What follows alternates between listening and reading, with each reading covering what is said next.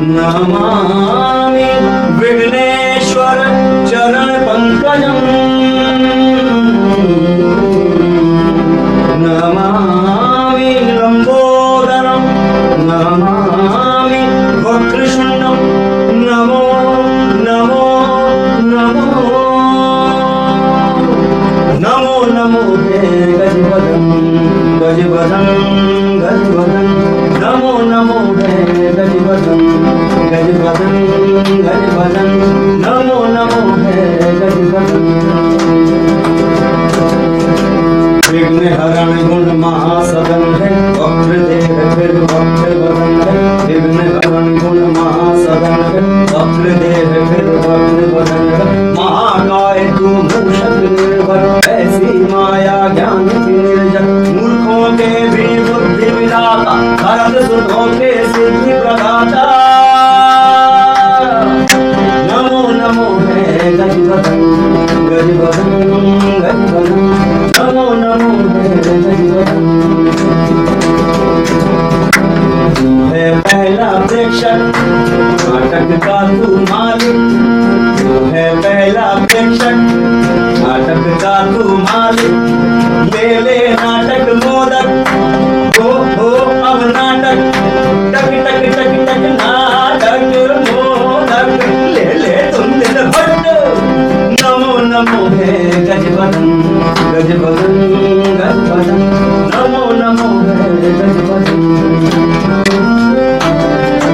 ओ अपूर्ण तू महापूर्ण है ये कैसी नटखट लीला है ओ अपूर्ण तू महापूर्ण है ये कैसी नटखट लीला है टूटा टूटा दांत है ओ फूला फूला पेट टूटा टूटा दांत है ओ फूला फूला पेट वाले मेरे दादा चूहा तेरी सुन खाता ओ गणपति भैया देवों के भैया आज हमारे नाटक नैया पार लगा दे विकट खिवैया आज हमारे नाटक नैया पार लगा दे विकट खिवैया विकट खिवैया विकट खिवैया कट कट कट कट कट कट कट कट कट विकट खिवैया खिवैया खिवैया खिवैया क्या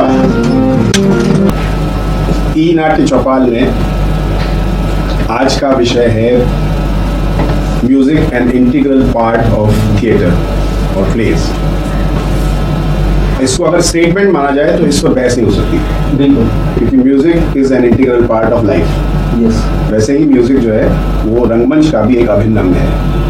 उस इंटरेस्ट को बरकरार रखते हुए जो मेरी उत्सुकताएं थिएटर में म्यूजिक को लेकर के हैं, वो मैं आज, क्योंकि मेरे साथ आमोद जी हैं और आमोद जी थिएटर में मेरे ख्याल से बहुत बहुत बहुत बहुत बहुत गुणी मतलब संगीतकार हैं, जिनका एक बहुत लंबा तजुर्बा है।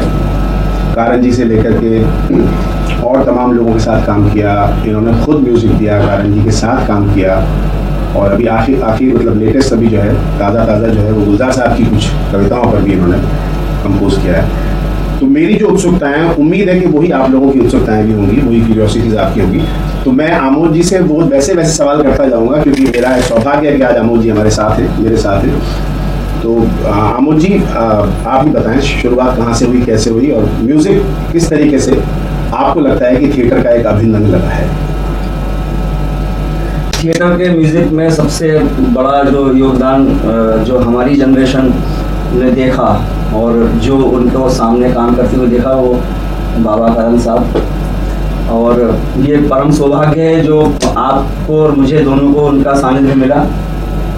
आपने एनएसडी में स्टूडेंट जब थे तो उस समय भी कारण साहब डायरेक्टर थे, और फिर मेरा रंगमंच में जो प्रवेश हुआ वो भारत भवन भोपाल में रेपर्टरी में ही हुआ डायरेक्ट। इसके पहले की जो गतिविधियाँ थी मेरी वो म्यूजिकल थी, थिएटर से उनका इतना कोई वास्ता नहीं था। तो जब भारत भवन बना और रेपर्टरी फॉर्म हुई और कारण जी ने जब पहले निर्देशक के रूप में जब वहाँ पर स्थान पाया, तो आपको मुझे मालूम है कि कुछ प्लेस उन्होंने जो किए, क्योंकि म्यूजिक की टीम को तलाशते थे वो, तो म्यूजिक की टीम के लिए वो कहीं से भी किसी को भी ला सकते थे। उन्होंने मणिपुर से भी किसी को रखा और वो मार्शल आर्ट भी सिखाता था और साथ में शाम को तबला बजाता था। तो ऐसे उनका चयन होता था और पूरा हिंदुस्तान को वो समेट लेते थे। तो कारण जी के साथ आपने जो काम किया, तो मुझसे पहले आपने कारण जी को जान लिया, तो आप जरा सा उनके बारे में, मेरी इच्छा है कि आप कुछ उनके बारे में आपके मुंह से सुनें। मेरा जो तजुर्बा था कारण जी के साथ वो काफ़ी लेट, इस तरीके से लेट कि उस वक्त तक कारण जी काफ़ी कुछ कर चुके थे काम, लेकिन जब वो NSD में डायरेक्टर बन के आए, निर्देशक बन के आए जब, तब उन्होंने पहला प्ले किया था अंधेर नगरी चौपट राजा। हाँ, वो बहुत बड़ा फेमस, जो कि मतलब आधुनिक हिंदी नाट्य का पहला नाटक माना जाता है। भारतेंदु से मतलब उस युग की शुरुआत मानी जाती है जहाँ मॉडर्न इंडियन थिएटर शुरू हुआ। और कारण जी में खास बात ये थी कि वो मतलब क्या बोलते हैं, फक्कड़ बोले उन्हें या सूफी बोले उन्हें या पागल बोले उन्हें, मतलब उनमें सारे गुण थे। बिल्कुल। और संगीत को लेकर कभी भी वो किसी जो क्लासिकल जो सीमाएं होती हैं उस दायरे में बंधे नहीं रहे। वो अगर एक कोई राग है उसका कोई वर्जित स्वर उन्हें लगाना होगा तो लगाएंगे और उनके लिए वो राग का बंधन उनके लिए नहीं था, और उसको साबित करके बताएंगे। हाँ, और जरूरत थी उस सिचुएशन के लिए भी, चाहे तो उनका प्रयोगात्मक जो तरीका था उनका, कि जो काम नहीं हो सकता है वो करना है। हाँ, और मुझे उनका स्टाइल भी बड़ा अच्छा लगता था। हारमोनियम लेके बैठ जाते थे और बोलते थे हाँ क्या गाना है। और वो गाना बोल सुनते थे, वो कविता सुनते थे या डायलॉग सुनते थे और वो डायलॉग को गाना शुरू कर देते थे और वो गाना बन जाता था। हाँ। बहुत ही ऐसा लगता था बहुत सहज है म्यूजिक करना तो, लेकिन दरअसल वो बहुत मुश्किल काम होता है। सच में। क्योंकि किसी भी क्षेत्र में आपकी लैंग्वेज कितनी सादा है ये आपके तजुर्बे से आता है। हाँ। वरना आप बड़ी बड़ी क्लिष्ट भाषा का प्रयोग करते हैं, बड़े बड़े जार्गन्स का इस्तेमाल करते हैं और कुछ नहीं कहते हैं। हाँ। लेकिन कारण जी में वो सादगी थी, उनके म्यूजिक में वो सादगी थी कि आपको ये नहीं लगता था कि बहुत टेढ़ा क्लासिकल म्यूजिक है या बहुत टेढ़ा फोक म्यूजिक है या बहुत कॉम्प्लिकेटेड म्यूजिक है। बहुत सिंपल म्यूजिक लगता है सुनने में, लेकिन फिर भी अपनी बात कह जाता है। उनका एक नजरिया ये भी रहा होगा इस सिंपल अप्लाई कराने के लिए कि एक्टर्स के साथ में उनका ज्यादा था, और एक्टर्स की प्रॉब्लम वो म्यूजिक से सॉल्व करते थे। हाँ, चाहे तो वो किसी सीन में अटक रहा हो या कोई गाने में अटक रहा हो तो उसके हिसाब से वो ढाल देते थे। हाँ, जैसे मुझे याद आता है, एक छोटा सा एग्जांपल दे दूं मैं, उसके बाद मैं आपसे चाहूँगा सुनूं। एक प्ले किया था कारण जी ने हमारे साथ, मुद्रा राक्षस। हाँ। अब मुद्रा राक्षस में म्यूजिक नहीं है। हाँ। लेकिन उसमें जब चंद्रगुप्त की एंट्री होती है तो क्योंकि हमारी क्लास में काफी लोग ऐसे थे जो म्यूजिक की थोड़ा सा ज्ञान रखते थे। हाँ। गुणी थे थोड़े से म्यूजिक में, जिनके कान म्यूजिकल थे। क्योंकि मुझे लगता है म्यूजिक करने के लिए आपके कान म्यूजिकल होना जरूरी है, गला तो बात की चीज है। तो उन्होंने चंद्रगुप्त की एंट्री पर एक ताल बोलवा दी थी लोगों से, 12 मात्रा। अब आप ये इमेजिन करिए कि चंद्रगुप्त एंटर कर रहे हैं और 8 एक्टर एक लाइन में खड़े होके सिर्फ ये कह रहे हैं धा धा धिन धा टिट धा धिन धा टिट कत गद गन धा। तो अपने आप में वो एंट्री मतलब पावरफुल बन जाती है। तो इस तरीके की चीजें कारण जी से सीखी और इस तरीके की चीजें कारण जी में देखी जो बहुत अद्भुत है। आगे आप बताएं। मेरा जो कारण जी के साथ शुरू हुआ तो 2 कश्ती का सवार चल रहा था, और 2 कश्ती के सवार में बैरी जॉन रेपर्टरी के साथ में वो ऑलमोस्ट तैयार कर चुके थे प्ले, और म्यूजिक की तैयारियां चल रही थी। तो बहुत ही इसमें एक तरीके का एक बड़ा ही कहें कि एक मस्त माहौल बनता था जब म्यूजिक की रिहर्सल शुरू होती थी, और वो ही कन्वर्ट हो जाती थी रिहर्सल्स में। तो इन टोटल सुबह से शाम तक मस्ती में गुजरता था दिन। तो मेरी जब मुझे बुलाया गया तो मुझे कुछ भी नहीं मालूम था, ना तो प्ले के बारे में, लेकिन सिर्फ मेरे 2 सेशन ऐसे गए थे कि मैं चुपचाप बैठ के सिर्फ सुनता था और कारण जी से बात भी नहीं होती थी। तो मैं ये सोचता था कि बुलाया इन्होंने, कुछ बात भी नहीं करते हैं, बस आके बैठ देखते थे और चले जाते थे। और बाकी कलाकार ही बोलते थे कि आप 4 बजे आना है, आओगे ना। तो ये एक डाउट सा लोगों के नज़र में था, लेकिन शायद उन्होंने मुझे एक तरीके परख लिया था कि ये इसके ऊपर भरोसा किया जा सकता है, ये लंबे समय तक थिएटर से जुड़ा रहेगा, ऐसा उनको आभास हो गया होगा। तो 2 कश्ती के सवार के गाने भी कुछ ऐसे थे कि मेरी बैकग्राउंड थोड़ी क्लासिकल घराने की, तो मैं सोचता था कि क्या ये राग देश का क्या हाल कर रहे हैं। उसमें एक आता था कि वो शेरमार का जो कैरेक्टर है वो आता था,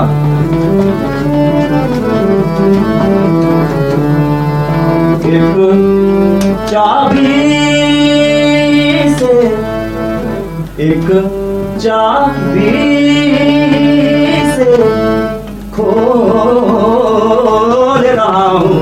क्या दो दो दो दो मालिक का ताला हो ताला, दो मालिक का ताला। मैं हूँ किस्मत वाला ओ वाला, मैं हूँ किस्मत वाला ओ वाला वाला वाला वाला। सारे सारे दबाओ अपनी दबाओ हमारे साथ। क्या बात है? एक चाबी से खोल रहा हूँ, दो मालिक का ताला ओ ताला, दो मालिक का ताला। अब स्पीच आ गई इसमें। एक वक्त में दो मालिक की कैसे करूँगा खिदमत, मुश्किल है। एक वक्त में आपको सब जो स्ट्रीट कैरेक्टर्स हैं, इसमें पान वाला भी है, कोई सब्जी बेचने वाला है, वो सब गा रहे हैं। और एक झाड़ू लेकर के किसी ने सारंगी बना ली है, तो वो सब एक्शन चल रहे हैं। एक वक्त में दो मालिक की कैसे करूँगा खिदमत, मुश्किल है। मुश्किल क्या है, मुश्किल क्या है, मुश्किल क्या है, क्या है क्या है क्या है क्या है क्या क्या क्या क्या।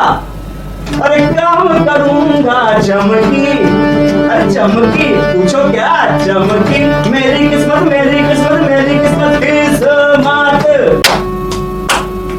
एक चाबी से खोल रहा हूँ, दो मालिक का ताला ओ अल्लाह ताला, दो मालिक का ताला ओ अलीगढ़ी ताला, दो मालिक का ताला ओ गड़बड़ झाला, दो मालिक का ताला। तो अब मेरी शुरुआत हुई, मैंने सोचा ये क्या कहाँ आ गया मैं। और मुझे जल्दी से जल्द तैयार भी करना है, क्योंकि उनकी किसी ने संदेश भेजा मेरे पास कि अब 1-2 दिन के बाद आपको रिहर्सल पूरी संभालनी है, कारण जी तो जा रहे हैं बाहर। तो ऐसा मेरा प्रवेश हुआ। उसके बाद मुझे घाशीराम कोतवाल उसके पहले हो चुके थे। आप शायद भोपाल से आप चले गए। हाँ, मैं 2 ही महीने था वहाँ। लेकिन मुझे पता चला कि आप घाशीराम में वो ठुमरी वगैरह गाते थे जी। तो वो बाद में ठुमरी का वास्ता मेरा भी पड़ा। तो वो ऐसे मौके मेरे पास भी आए कि कारण जी ने कहा भाई अभी आज कोई नहीं है गाने के लिए, अब तुम गाओ। तो स्टेज में आकर के तो इस किस्म से मेरी शुरुआत हुई। फिर एक चीज और आई कि पीएल देशपांडे साहब को कालिदास सम्मान मिला, तो उनका नाटक भय प्रकट कर बाला दीन दयाला वो अलग जी ने शुरू किया। तो कारण जी ने जो है अलग जी से कहा कि इससे आमोद से म्यूजिक करवाओ और इसका टेस्ट भी होगा। रंगमंडल रेपर्टरी का पहला प्रोडक्शन भी हुआ। तो वो मेरा एक रंगमंडल में रहते हुए कारण जी के मैंने करीब 60-70 नाटक कंडक्ट किए, संगीत संचालन किया। उसके बाद में ये मौका मेरे पास पहला मौका पीएल देशपांडे का भय प्रकट वाला दीन दयाला से आया। तो उसको मैंने लोगों ने बहुत सराहा, तो वहाँ से मेरी एक शुरुआत हुई। इस बीच में पूरी यात्रा में इस बात का पता चल गया कि म्यूजिकल थिएटर बहुत ही सशक्त एक तरीके से हथियार है, और म्यूजिकल थिएटर करना कठिन भी है, और उसमें अगर आपकी समझ है तो आप जो कारण जी के बारे में आप कहते थे कि सहज रूप से आप कर सकते हो। नहीं तो एक्टर्स के साथ में, डायरेक्टर के साथ में वो म्यूजिकल थिएटर में का ताना वाना बनना इतना आसान चीज नहीं है, क्योंकि इसमें बहुत लोगों का जुड़ाव है। उसमें संगीत के बजाने वाले लोग आते हैं, गाने होते हैं, तो उस पर कोई लिरिक्स राइटर भी इन बिटवीन होता है या फिर कहीं बाहर से आता है, तो वो कंपोज कब हो रहा है। फिर उसके बाद में डायरेक्टर रिहर्सल में कहता है कि अब मुझे गाना कोरियोग्राफ करना है, अब क्या होगा, कितने दिन में तैयार होगा। तो वो बहुत सारी उसकी म्यूजिकल थिएटर की चीज़ें हैं जो साथ साथ चलती रहती हैं। लेकिन आपने जो पूछा था कि म्यूजिकल थिएटर का मतलब एक अभिनंग है। हाँ, अभिनंग है। तो म्यूजिक के अलावा मैं व्यक्तिगत रूप से थिएटर सोच ही नहीं सकता, मेरी ये मजबूरी है। मैं यहाँ कुछ 1-2 चीज़ें ऐड करना चाहूँगा, अपनी जो समझ है उसको साझा करना चाहूँगा। एक तो ये कि म्यूजिक इन थिएटर या म्यूजिक थिएटर का अभिन्न अंग है। इसका मतलब हम सिर्फ ये नहीं समझते हैं कि सिर्फ म्यूजिकल प्लेज में ही म्यूजिक है। हाँ, क्योंकि म्यूजिक हर जगह है। अगर हम आज बात कर रहे हैं तो एक सुर है उसमें, एक रिदम है उसकी, अगर हम जिंदगी में कहीं काम कर रहे हैं तो हमारी एक रिदम है, एक हमारा एक सुर है उसमें। उसके अलावा हिंदुस्तान में खासतौर से हर जगह हर चीज़, आप कोई भी आप एक इंसिडेंट, एक घटना कोट कीजिए, वो एक इवेंट होती है, चाहे वो शादी हो, चाहे वो रंगमंच हो। हाँ। और कोई भी इवेंट बिना म्यूजिक के होता नहीं। तो इसलिए भी म्यूजिक हिंदुस्तानी थिएटर का इंटीग्रल पार्ट हमेशा से रहा है, चाहे वो शास्त्रीय रंगमंच देख लीजिए, चाहे फोक थिएटर देख लीजिए, वहाँ म्यूजिक रहा ही है। फोक थिएटर की एक मजबूरी भी थी, क्योंकि जैसी मेरी जो मैंने पढ़ा है थोड़ा बहुत, फोक थिएटर की परफॉर्मेंस शाम को शुरू होती थी और सुबह तक चलती थी। हाँ। उसकी वजह ये नहीं थी कि परफॉर्मेंस बहुत अच्छी होती थी, उसकी वजह दूसरी थी। उसकी वजह ये थी कि गांव से दूर दूर से लोग आते थे, तो रात को वापस कैसे जाएंगे? हाँ। तो उनका तो रात को वापस ना जाए, इसलिए वो सुबह वापस जाए, उजाला हो जाए, बस क्योंकि उस वक्त बिजली नहीं थी, आज भी नहीं है बिजली कई जगह, लेकिन उस वक्त तो बिल्कुल नहीं थी बिजली। तो उस वजह से लोगों को जाने में सुविधा हो, इसलिए पूरी रात का परफॉर्मेंस होता था फोक थिएटर्स का, फोक जितनी भी फॉर्म है सबका। और उसमें कहानी कितनी देर की होगी? रामायण की कहानी कितनी देर चलेगी? 1 दिन, 2 घंटे, 4 घंटे, लेकिन उसको चलाया जाता था पूरी रात। तो पूरी रात चलाने के लिए फिर उसमें म्यूजिक भी आता था। उसमें एक्टर्स उसमें बैक स्टेज में उस बीच में खाना भी खा लेते थे। हाँ। और अपना अपना काम करने लगते थे। तो वैसे ही शायद उस जो फोक थिएटर का जो वजह है, फोक थिएटर में जो म्यूजिक का जो जगह है, स्थान है, वो इसलिए बहुत इंपॉर्टेंट रहा शुरू से। क्लासिकल थिएटर में भी क्लासिकल म्यूजिक का इस्तेमाल या थिएटर के म्यूजिक का इस्तेमाल रहा। अब हम बात करें अगर मॉडर्न थिएटर में म्यूजिक का क्या रोल है, तो एक तो मेरा ये मानना है कि अगर एक अभिनेता गा नहीं सकता तो वो कहीं ना कहीं थोड़ा अधूरा है। हाँ, हमारे यहाँ बिल्कुल सही बात है। एक्टर्स की ट्रेनिंग में सबसे पहले शारीरिक और संगीत, इन दोनों चीज़ों की से शुरुआत होती है। शायद एक्टर्स की ट्रेनिंग की शुरुआत अभी जितनी भी जगह मैं पढ़ाने जाता हूँ, वहाँ पर फिजिकल एक्सरसाइज और म्यूजिक, हाँ। ये जो क्योंकि आंगिक और वाचिक दोनों इसमें आते हैं, इसलिए मेरे ख्याल से म्यूजिक की समझ बहुत बहुत जरूरी है। ये मैं उन लोगों के लिए नहीं कह रहा हूँ कि जिनको जो नहीं गा पाते हैं, लेकिन हाँ फिर भी अगर आप गा नहीं पाते तो कम से कम कान को म्यूजिकली ट्रेन कर सकते हैं आप, कि आप सुर समझना शुरू कर दें, सुर को पहचानना शुरू कर दें, सुर से दोस्ती कर लें। तो इसलिए मुझे लगता है कि कंप्लीट एक्टर होने के लिए म्यूजिक की जानकारी, म्यूजिक की समझ होना जरूरी है।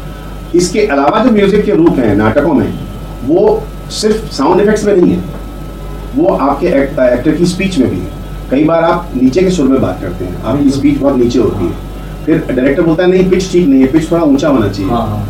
तो आपको पता होना चाहिए कि पिच ऊंचा कैसे हो, कैसे मैं स्पीच पर बात कर रहा हूँ या मैं स्पीच पर बात करना शुरू कर दूँ। हाँ। तो ये मुझे अगर पिच की समझ नहीं है तो वहाँ भी म्यूजिक है। तो इस तरीके से देखा जाए तो म्यूजिक इंटीग्रल पार्ट है, इस पर कोई डिबेट हो ही नहीं सकती। नहीं, बिल्कुल, ये तो मानी हुई बात है कि म्यूजिक इंटीग्रल पार्ट है। हमारे सारे संस्कार जो हैं सब म्यूजिकल हैं। हमारे 16 संस्कार का जो कॉन्सेप्ट है, उसमें गर्भाधान से लेकर के और मृत्यु तक के में संगीत का समावेश है। आपका जनेऊ होता है, वहाँ भी एक गाना है। आपकी चुटिया संस्कार होता है, वहाँ एक गाना है। आपका अन्नप्राशन होता है, वहाँ गाना है। आपकी शादी है तो गाना है।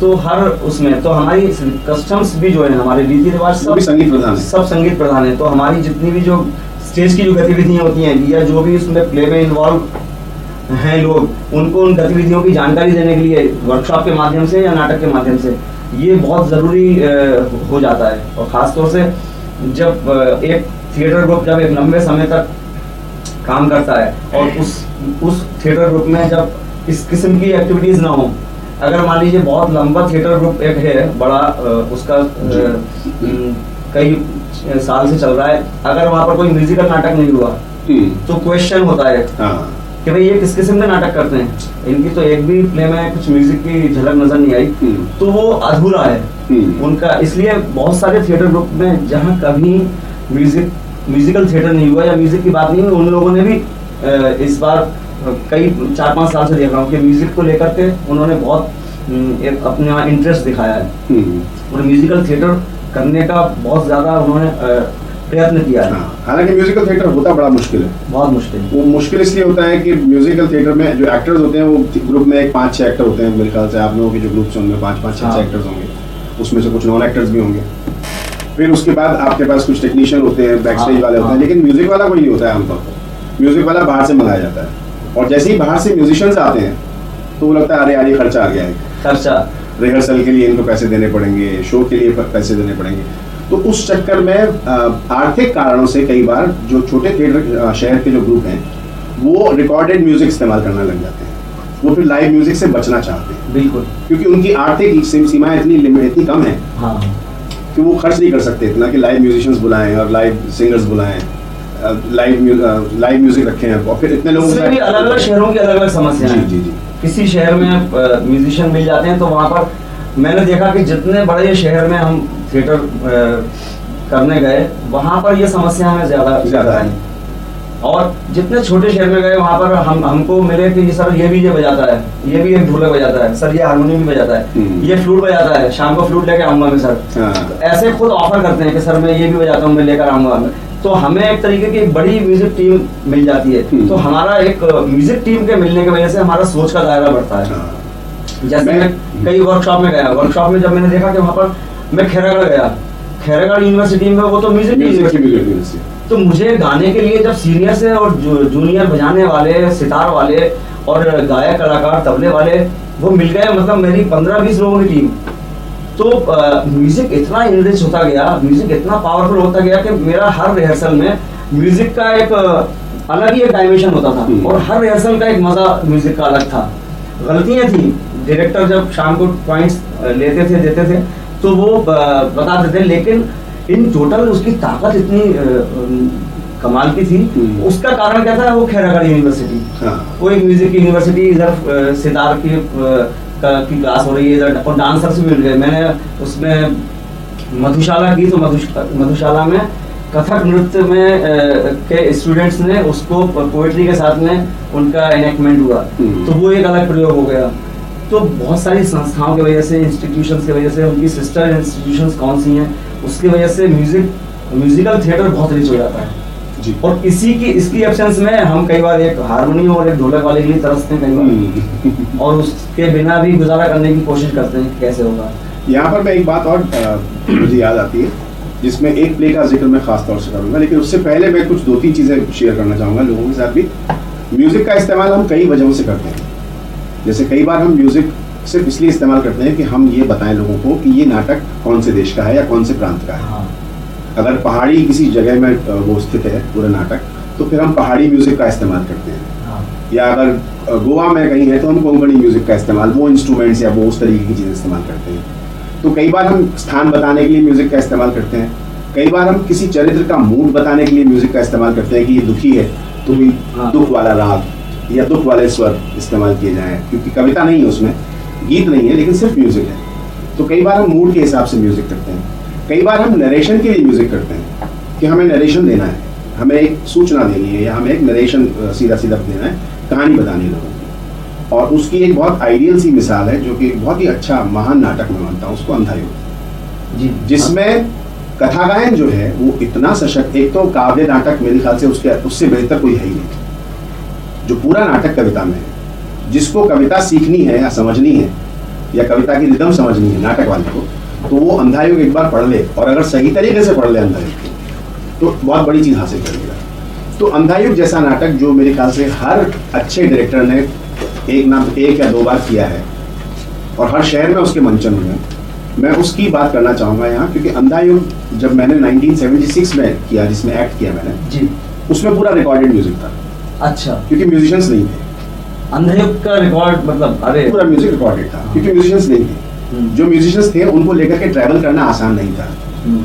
फिर जो कथा गायन था उसका, चाहे वो पहला कथा गायन कह लें, टुकड़े टुकड़े हो बिखर चुकी मर्यादा, उसको दोनों ही पक्षों ने तोड़ा है, या ये जो सेना गई, क्या जो सेना रंग उड़ाते, रोनते हुए धरती को गला जमाते, वो सारे जो 18 दिन पहले उसका ये रूप हो गया आते।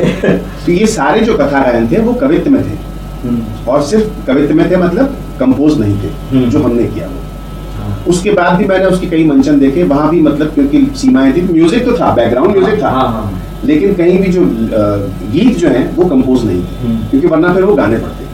और एंट्री एग्जिट्स के लिए भी कोई म्यूजिक नहीं था। म्यूजिक था, लेकिन वो इंस्ट्रूमेंटल म्यूजिक था। सितार है, सारंगी है, फ्लूट है। जब कृष्ण की स्पीच आती है तो पीछे फ्लूट बज जाएगी, क्योंकि कृष्ण को फ्लूट से जोड़ा जाता है, तो उस तरीके से था। लेकिन जो स्पीचेस थी वो कहीं म्यूजिकल नहीं थी।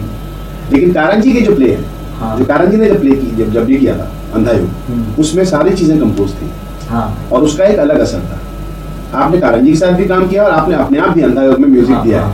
तो मैं चाहूंगा कि आप उस अंधा योग के उस चीज को लोगों के सामने शेयर करें जो शायद उन्होंने नहीं उनको मालूम हो। पहली बार कारंजी ने जब अंधा युग का म्यूजिक रिपर्टरी में किया तो उन्होंने एक बात की कि बहुत असामान्य, मतलब कभी जैसे हमसे सा से गा अगर हम लेते हैं, मान रहे हमने लिया सा, तो हमें सूदिंग एक इफेक्ट आता है। अंधा युग में हमें एक भी ऐसा स्वर संवाद नहीं चाहिए जो हमारे दिल को छूने वाला हो, जो हमें अच्छा लगता हो, सुकून देता हो। तो उन्होंने सब जैसे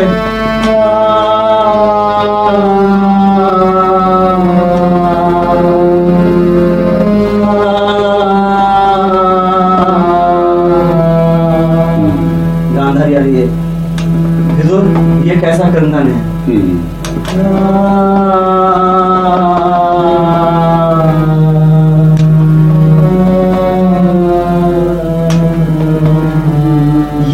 टुकड़े टुकड़े की आपने बात की, उसमें उन्होंने जो पैटर्न रखा उसमें आपको लगेगा इस धुन कब शुरू हुई या हुई कि नहीं हुई, ये धुन है कहाँ इसमें, ये ताला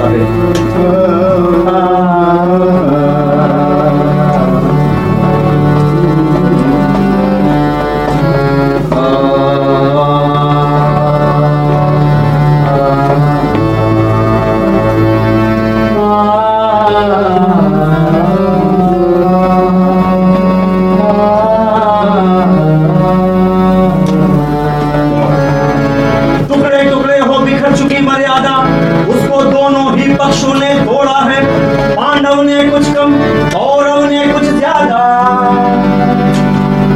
ये रक्तपात अब कब समाप्त होना है, ये नहीं, ये अजब युद्ध है, नहीं किसी की भी जय है, दोनों ही पक्षों को खोना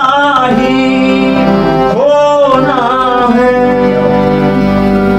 अंधों से शोभित युग का सिंहासन है, दोनों ही पक्षों में विवेक ही हारा है, दोनों ही पक्षों में जीता अंधापन,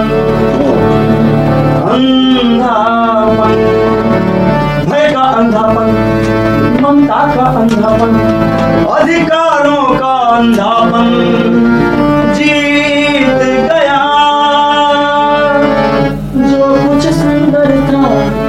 शुभ था, कोमलतम था, वो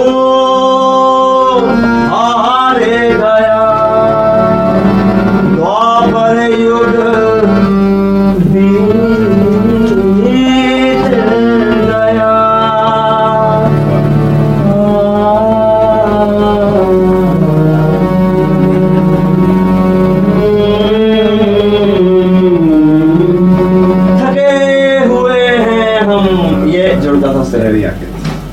तो इसको अगर एक बार आप सुन लें और आप कहें कि इसकी धुन, इसका कोई हिस्सा याद रहा तो संभव ही नहीं है। तो इस किस्म का उन्होंने कहा कि अंधा युग में वो ऐसी सिचुएशंस हैं, वो ऐसी स्थितियां हैं जो एबनॉर्मल सी हैं। एक भाई दूसरे भाई के पीछे लगा हुआ है, उसको मरने देखना चाहता है। कुर्सी का तो एक है, उसमें सिंहासन की एक और एक एम्बिशंस तो है कि दुर्योधन का ये, लेकिन वो कहीं भी सामान्य नहीं है। हाँ, वो तमाम विभीषिकाओं के बारे में, वॉर के बारे में, जहाँ कौरव की 100 वधुएं विधवा हो रही हैं, उनकी चूड़ियाँ, गांधारी चूड़ियाँ तोड़वा रही हैं उनकी, उस किस्म का जहाँ पर माहौल है, वहाँ पर कैसे एकदम सीधे सीधे सुर लगेंगे, इस किस्म का था। ये तो उन्होंने जब हमें सिखाया था। उसके बाद में जब मैं मुंबई में, मैंने इतिहास तुम्हें ले गया कन्हैया को, मैंने जब अंधा युग और कन्नूरिया को जब मैंने इसका कॉम्बिनेशन, जब उसमें कृष्ण की मृत्यु और कृष्ण को जब श्राप दिया जाता है गांधारी का, और कृष्ण स्वीकार कर लेते हैं, तो वो एक ऐसा प्ले का पॉइंट था कि वहां पर सच में सब कुछ रुक गया। तो वो एक संगीत ही एक ऐसी चीज थी, क्योंकि इसके पहले मैंने ये पोएट्री को स्पीच में ही सुना था, कृष्ण की जो हाँ नहीं गांधारी का कथा गायन था कि स्वीकार किया ये शाप कृष्ण ने जिस क्षण से। लेकिन मैंने यहाँ पर एक किस्म का वो लोग रो रहे हैं, उस सभा में सब कुछ सन्न हो गया वातावरण जब कृष्ण ने स्वीकार किया श्राप, तो उसको मैंने हल्का सा दर्द एक म्यूजिक के जरिए क्रिएट किया जी।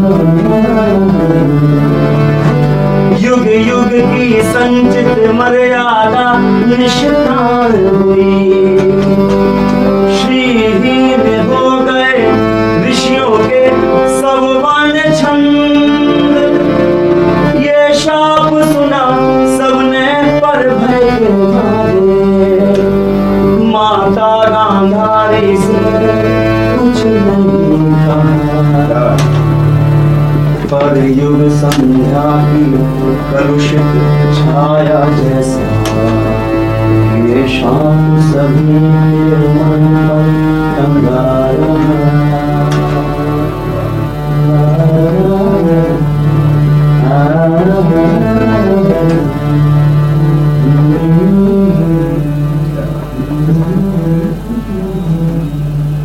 तो ये मेरी एक यात्रा कि इस अंधा युग से, और इस मुंबई में जब मैंने आकर अंधा युग किया तो उसमें मुझे पता चला कि सच में मैंने कारण जी से जो ज्ञान लिया उस ज्ञान की कुछ वैल्यू है।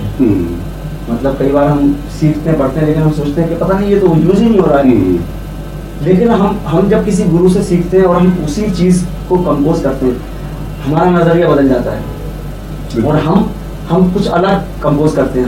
हम उसकी कही हुई सिर्फ इंस्ट्रक्शंस को याद रखते हैं, उनके राग को याद नहीं रखते हैं। हम सिर्फ के ये ऐसा कंपोज हो सकता है। तो उनकी शिक्षा यही है। एक तरीके से जो थिएटर म्यूजिक का जो एक घराने की मैं बात करने लगा हूँ कि उस किस्म की सोच रखने वाले, उस किस्म का म्यूजिक क्रिएट करने वाले, उनका एक घराना है। जैसे क्लासिकल के घराने हैं, ऐसे हमारा रंगमंच के म्यूजिक का भी घराना है। मैंने उनसे सीखा। मैं अभी आजकल बहुत सारे स्टूडेंट्स के साथ क्लासेस में शेयर करता हूँ, उनमें से भी कोई निकलेगा तो ये हमारी परंपरा एक कायम रहेगी। तो ये घराना मुझे संगीत रंगमंच का घराना मुझे कहने में कोई बुराई नहीं है। इसका मैं श्रेय कारण जी को देता हूँ। मैं अब कुछ और आगे शेयर करूँगा।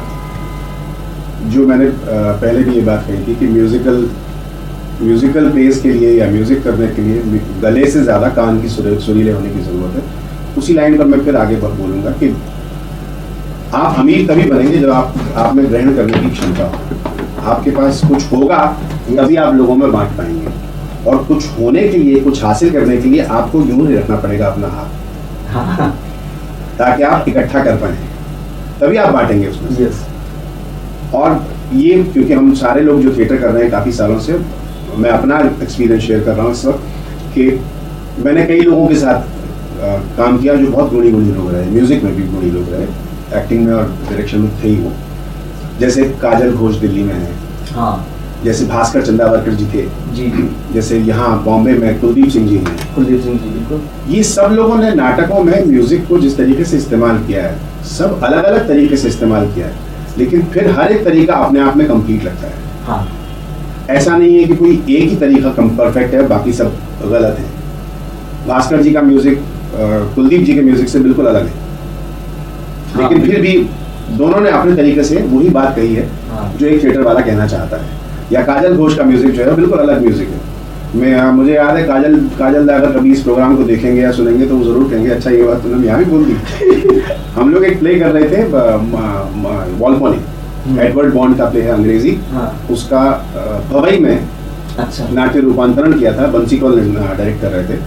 और वॉल्पोनी का ये था कि उसमें डायलॉग भी म्यूजिकल होनी चाहिए। ये बंसी कौल ने कहा सुनील म्यूजिक करो, हाँ। मैंने कहा कोशिश करता हूँ। तो हम लोग पूरी रात हॉस्टल में बैठ करके उसके गाने कंपोज करते थे, डायलॉग भी कंपोज करते थे। और फिर जब कास्टिंग शुरू हुई, क्योंकि म्यूजिक पहले हो गया था उस प्ले का, जब कास्टिंग हुई तो बंसी ने मुझे मोस्का का रोल दिया। मोस्का मतलब जो चमचा था वॉल्पोनी का, हाँ। तो उसको आप गुजराती उसमें रूपांतरण में उसका नाम रखा था मस्का जान, मस्का जान। तो वो रोल में मुझे दिया बंसी ने।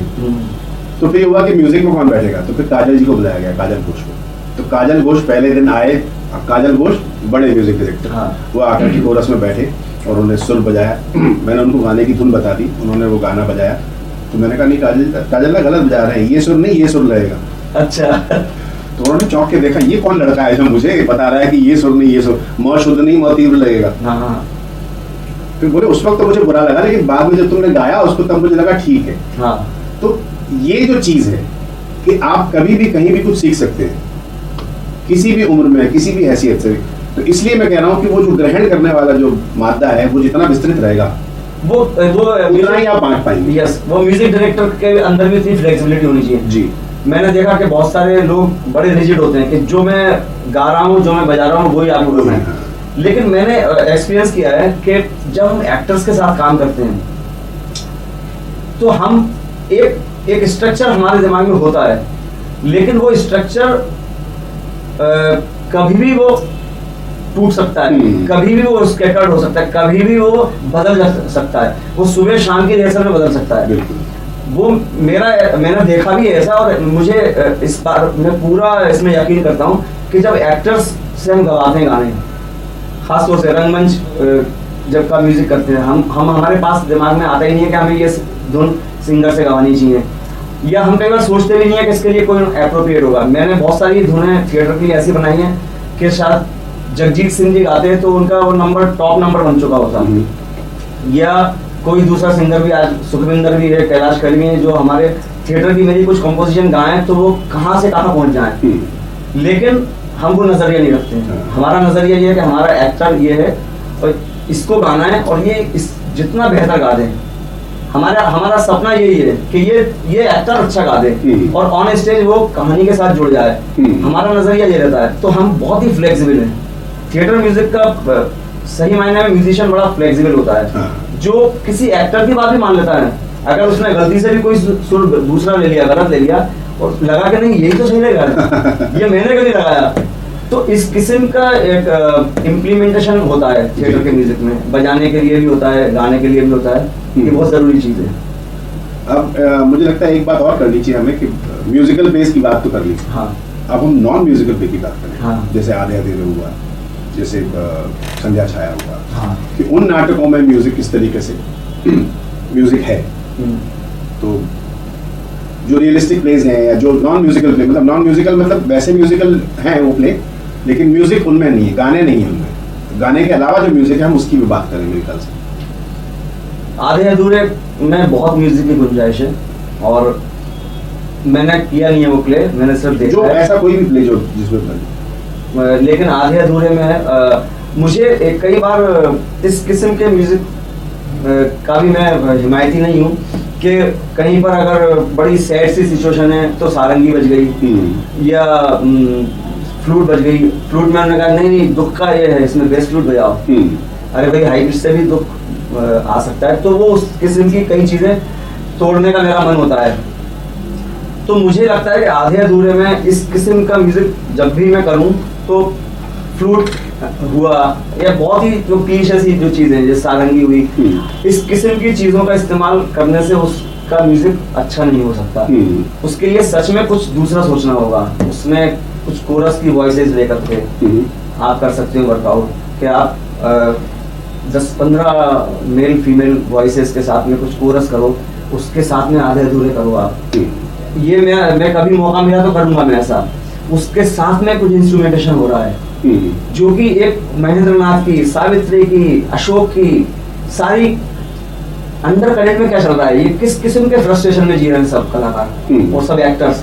एक तरीके का वो एक अंदर की चीज निकल के आनी चाहिए उन आलापों में, जो कि एक अकेले फ्लूट में, अब फ्लूट बजाने वाला सिर्फ उसको हमें इतना कहना है कि दादा थोड़ा सैड सिचुएशन है तो वो कहेगा अच्छा थोड़ी बजा देता हूँ, तो वो एक्टर्स के लिए भी मददगार साबित नहीं होगा, ना वो हमें मजा आएगा। हाँ, वो मेरे ख्याल से चीजों का सरलीकरण करना हो जाता है कि दुख है चलो दुख में ये संध्या छाया में जो दो बुजुर्ग दंपति वो किस किस्म के अभाव में जी रहे हैं। अभाव का मतलब सामान का कुछ अभाव नहीं है, लेकिन रिश्ते जो उसके बच्चे उसके पास नहीं है, इस किस्म का। उसकी बहू आती है लेकिन वो भी 2 दिन भी उसके साथ में रहना नहीं चाहती है, और एक अलग किस्म की व्यस्तता जो एक बाहर बड़े शहरों की है। तो ये शहर के लोग सोचते हैं कि भाई इतनी व्यस्तता क्या है, 2 दिन में क्यों जा रहा हूँ तुम वापस।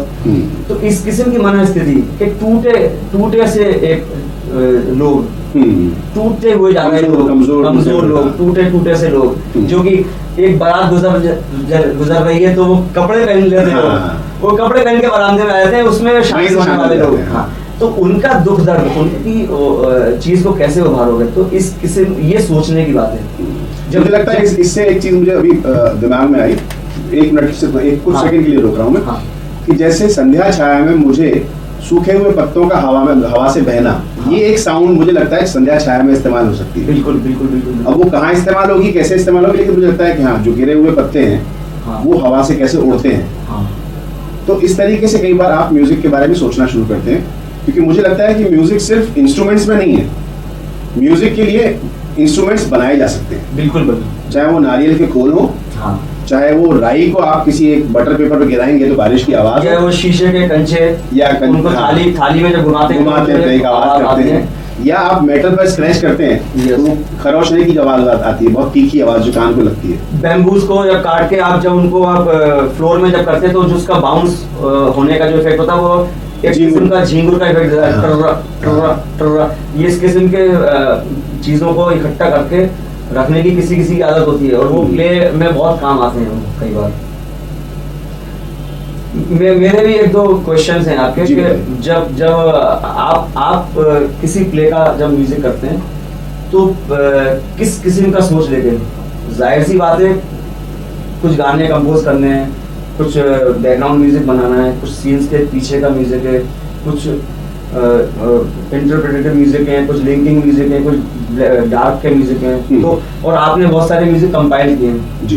कंपाइलेशन का मैं उसमें थोड़ा मैं कंफ्यूज हूँ, कंफ्यूज इन द सेंस कि मुझे नहीं, आपको मेरी रुचि नहीं है उसमें।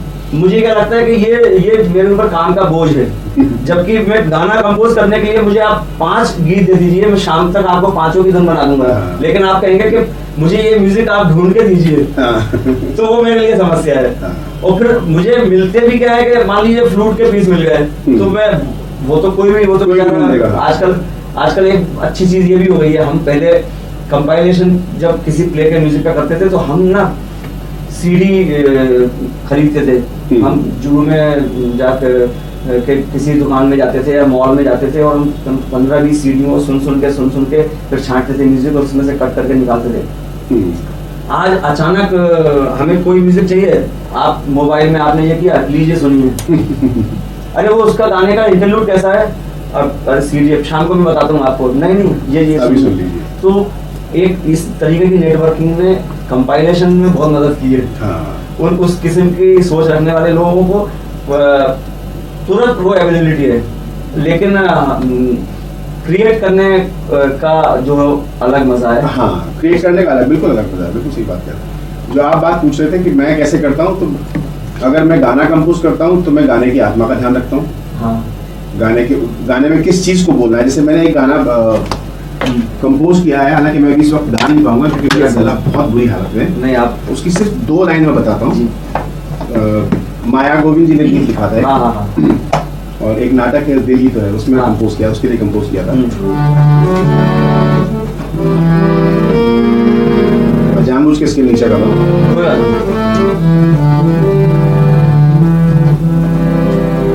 और उस उसमें मैंने इस बात का ध्यान रखा कि उसकी स्थाई बड़ी लंबी थी। हाँ। वो माया जी ने जब लिखा था गाना तो मुझे खुद बोलने बोला, बोले सुनी पता नहीं स्थाई मैंने क्या लिखी है, लेकिन बहुत लंबी सी स्थाई है।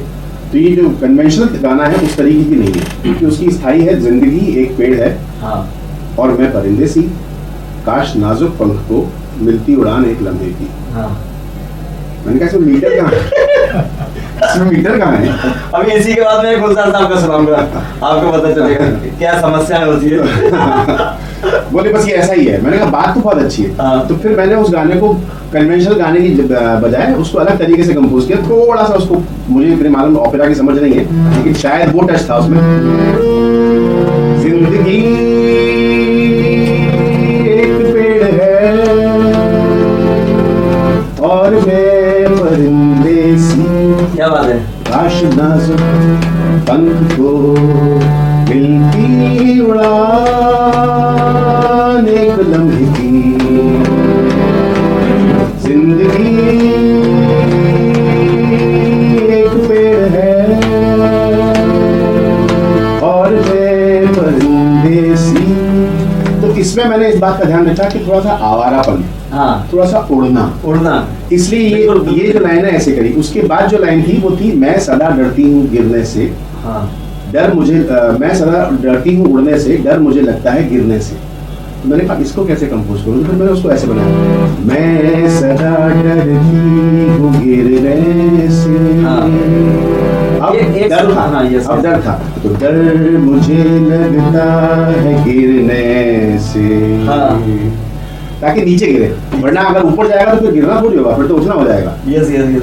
तो इसलिए फिर मैंने इसको ऐसा बनाया, डर मुझे लगता है गिरने से,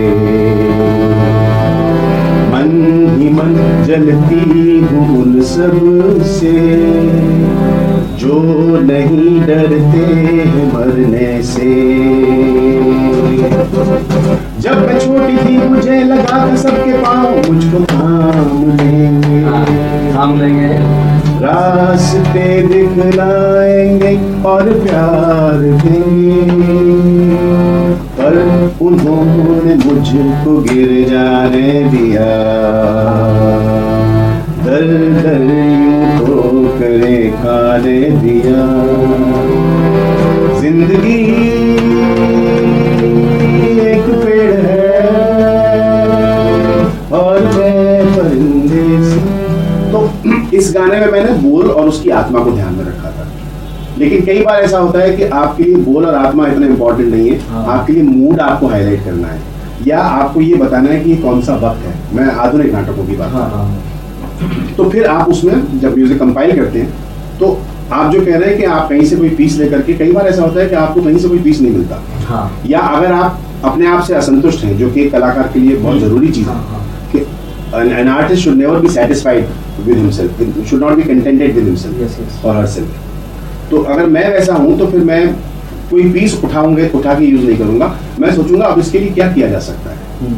जैसे मैं अभी आप रिकॉर्डिंग शुरू होने से पहले मैं आपसे बात कर रहा था कि बेगम जान में एक छोटा सा वो पीस था जो कहीं से भी कोई पीस नहीं था, एक वो है सीन है जिसमें एक चोर आता है रात को वक्त, वो आकर के चोरी करना चाहता है और बेगम जान वहाँ पे बंदूक उस पर तानती है, वहाँ खत्म होता है। अब उसके लिए मैंने काफी टाइम लगाया क्योंकि फिर मुझे लगा अब मैं क्या म्यूजिक बनाऊं। एक तो बड़ा सीधा तरीका है कि किसी फिल्म का कोई ट्रैक ले लो और चोरी का भी की भी नहीं है ना, चोरी की होते भी नहीं देखी है, तो म्यूजिक उसका बनाना बड़ा मुश्किल है। तो वहां पर फिर साउंड इफेक्ट से म्यूजिक बनता है। तो फिर आपको उस जगह की, फिर मैंने डायरेक्टर से पूछा, मैंने कहा ये कौन से शहर का लोकल है इस प्ले का, तो उन्होंने कहा तुम्हें म्यूजिक करना है कि शहर का लोकल पूछना है। मैंने कहा मुझे जानना है मतलब बॉम्बे है, अगर बॉम्बे है तो लोकल की आवाज यूज करूंगा मैं, लोकल ट्रेन की। बिल्कुल, अगर बॉम्बे नहीं है तो लोकल ट्रेन की आवाज यूज नहीं कर सकता। अगर एयरपोर्ट के आसपास तो मैं शायद कोई प्लेन की लैंडिंग यूज करूंगा। तो उस तरीके से फिर मैंने सोर्सेस डिजाइन है और फिर वो सोर्स डिसाइड करके फिर उनको इस तरीके से अरेंज किया कि वो अपने आप में वो ड्रामेटिक इफेक्ट बन के निकले।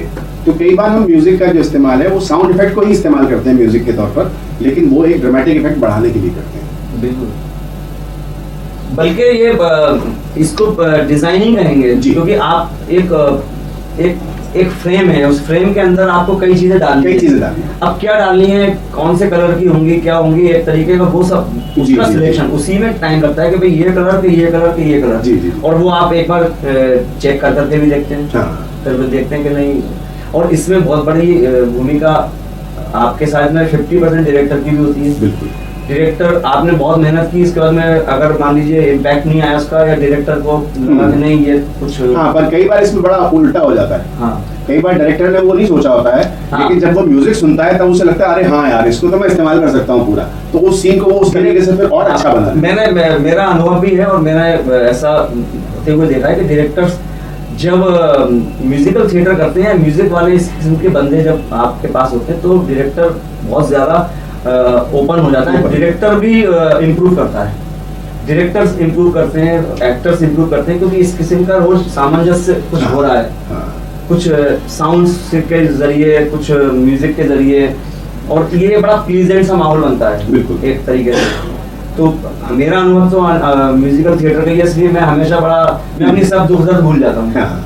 अगर कुछ कहीं दर्द भी हो रहा है ना, लेकिन जैसे हारमोनियम सामने आया, एक्टर सामने आया, तो क्या था मुझे मालूम नहीं, क्या परेशानी थी, सब कुछ भूल जाता हूँ।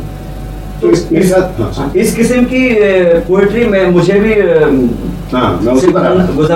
गुजरा में। और गुलजार साहब का जब मुझे सलीम आरिफ साहब ने मुझे एक स्क्रिप्ट दी मुंबई अठन्नी मुंबई महानगर की, तो उसमें उन्होंने आज़ादी दी मुझे कि जो इसमें म्यूजिक में ढल जाएं उन पोएट्री को करो, बाकी बोले मैं एक्टर्स के साथ वर्कआउट करूंगा। तो स्क्रिप्ट का पहला पेज खोला मैंने, और बम्बई एक उनकी नज़्म थी जो कि 2 पेज की थी, और कहीं कोई लाइन का किसी से कोई तालमेल नहीं था विवरण पूरा मुंबई का था, लेकिन कोई पोइटिक नहीं था वो कि उसमें कोई मीटर हो कुछ। लेकिन कई बार की कोशिश के बाद में एक कुछ धुन वर्कआउट शुरू हुई होना, और वो इतनी खूबसूरत होती गई कि जब रिहर्सल में गुलजार साहब आए तो सच में वो अपने आप को रोक नहीं पाया, और मेरे पास उठ के तेज चाल से पृथ्वी थिएटर में आया, और उन्होंने कस के मुझे गले लगा लिया। और बहुत ही सलीम साहब को इस नज़र से देखा कि क्या तुमने आदमी को ढूंढा, या तुमने बिल्कुल सही निर्णय लेकर के ये काम कर रहे हो तुम। तो इस किस्म का उन्होंने एक उनके उसमें था पूरे टोटल जेस्चर में, और वो मेरे लिए बड़ा खूबसूरत समय था। तो वो हल्की सी उसकी मैं एक झलक देता हूँ।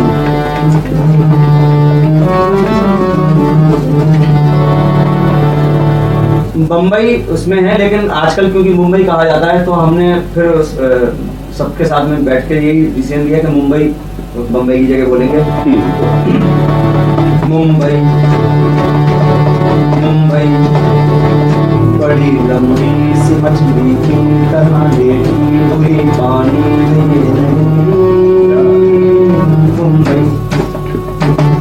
मुंबई बड़ी लंबी सी मछली की तरह लेटी हुई पानी में। मुंबई की सर पानी में और पाँव जमीन पर है, सर पानी में और पाँव जमीन पर है। समंदर छोड़ती है ना, समंदर में उतरती है ये मुंबई जुराबे लंबे लंबे साहिलों की पिंडलियों तक खींच रखी हैं।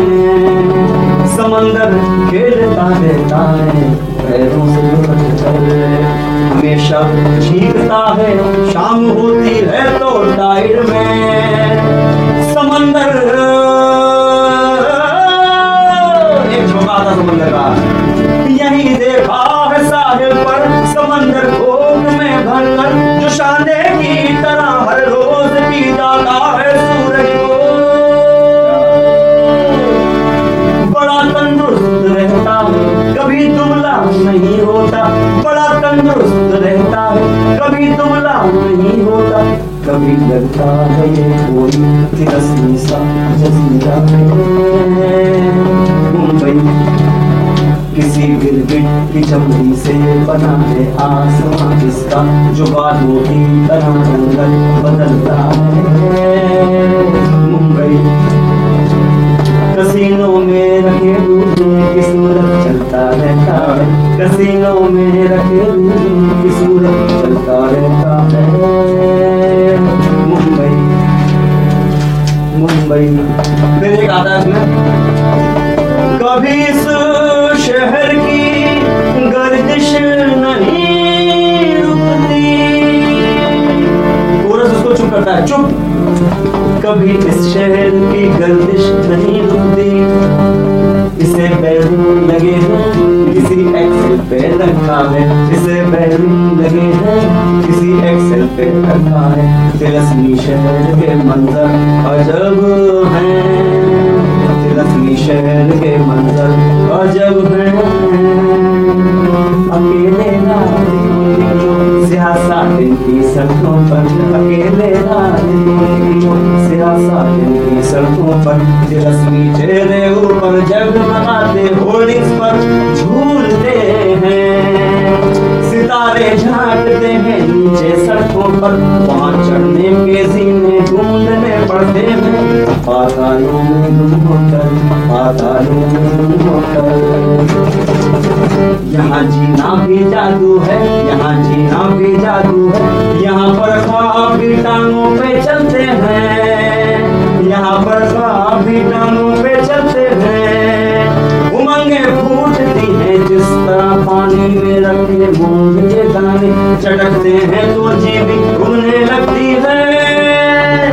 मुंबई मुंबई यहाँ दिल खर्च हो जाते हैं अक्सर, कुछ नहीं बचता, यहाँ दिल खर्च हो जाते हैं अक्सर, कुछ नहीं बचता, सभी चाटे पत्थर हवा में उड़ते रहते हैं, सभी चाटे पत्थर हवा में उड़ते रहते हैं, समंदर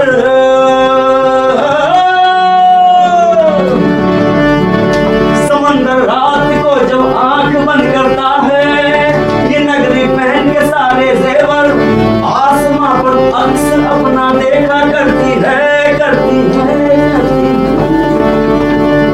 है। कभी सिंदबाद भी आया तो होगा किस जजीरे पर, कभी सिंदबाद भी आया तो होगा किस जजीरे पर, ये आधी पानी और आधी जमीन पर जिंदा मछली, ये आधी पानी और आधी जमीन पर जिंदा मछली, देख कर हैरान हुआ होगा ये मुंबई मुंबई। क्या बात, बहुत। तो ये 2 पेज की कविता, मुझे मालूम नहीं कि मैंने ये 4-4 लाइन अलग अलग टाइम पे बनाया, लेकिन कुल मिलाकर के जब इसका मैंने रन थ्रू जब किया, और इतनी मुझे अपने गीत याद करना मुश्किल होते हैं कंपोज किए हुए, क्योंकि कई बार आप अलग अलग लोगों के साथ काम करते हैं, सुबह किसी के साथ, दोपहर किसी के साथ, तो वो नहीं रख सकते आप, लेकिन ये 2 पेज की कविता मुझे कभी नहीं भूलता हूँ मैं, और उसी कंटिन्यूटी के साथ में और उस सिचुएशन को फील करते हुए कि कसीनो, जजीरा, समंदर के किनारे, तो होर्डिंग्स का और सियासत, मतलब जो पहले टावर की काली सड़कें थी, उनमें रात को जो लोग नाइट में जो लोग निकलते हैं घूमने के लिए, तो वो पूरी जिंदगी मुंबई के दर्शन हो गए इसमें। तो ये सच में मुश्किल था, लेकिन पता नहीं ये अच्छा बन गया, और गुलजार साहब से मेरी पहचान के लिए सिर्फ मेरा एक यही आधार है, इसी के वजह से गुलजार साहब मेरे को जानते हैं। जी, जी। इसके अलावा कभी ना तो मैंने उनको देखा था, ना कभी आमना सामने हुआ था। तो इस किस्म की, जैसे आपने माया गोविंद जी का किया, सच में जो इस किस्म की जो पोएट्री होती है, सच में इनका बड़ा खूबसूरत प्रभाव इसका बनता है, म्यूजिकली भी, और एक इन ऑल जब थिएटर में भी देखते हैं, जब इसको हम 15-20 एक्टर्स के साथ में जब करते हैं, तो सच में वो एक तालियां बजने वाली एक बात हो जाती है। तो ये मेरे ख्याल से इस चीज़ को हम, इस बहस नहीं होते, इस बातचीत को हम यहाँ मेरे ख्याल से ख़त्म कर सकते हैं अभी, इस तौर पे कि एक चैप्टर ख़त्म किया हमने। यस, क्योंकि music is an integral part of theatre, इस पर घंटों बात हो सकती है, क्योंकि थिएटर की अलग अलग फॉर्म्स हैं, रियलिस्टिक थिएटर भी है, फोक थिएटर भी है, मॉडर्न थिएटर भी है, लेकिन music is an integral part of every form in theatre, चाहे वो रियलिस्टिक हो चाहे वो म्यूजिकल हो। आज हमारा एम्फेसिस थोड़ा सा म्यूजिकल थिएटर की तरफ ज़्यादा रहा, लेकिन हम आने वाले दिनों में इस पर और आगे बातचीत करेंगे। बिल्कुल, बहुत अभी चीजें बाकी रह बहुत सी चीज़ें बाकी रह गई Yes. क्योंकि समय की एक सीमा होती है, इसलिए तो मेरे ख्याल से आज के लिए इतना काफ़ी है। हम हमारा जो एक दूसरे से आमना सामना हुआ इस म्यूजिकल थिएटर के जरिए हुआ, तो और ये बहुत दिनों के बाद की एक मुलाकात थी और मुझे लगा नहीं कि ये टाइम कितनी जल्दी निकल गया। तो हम फिर से आपके साथ में मिलेंगे, फिर से बातें करेंगे, फिर से बात करेंगे, ये हम एक दूसरे को फायदा देते हैं। बिल्कुल। वाह।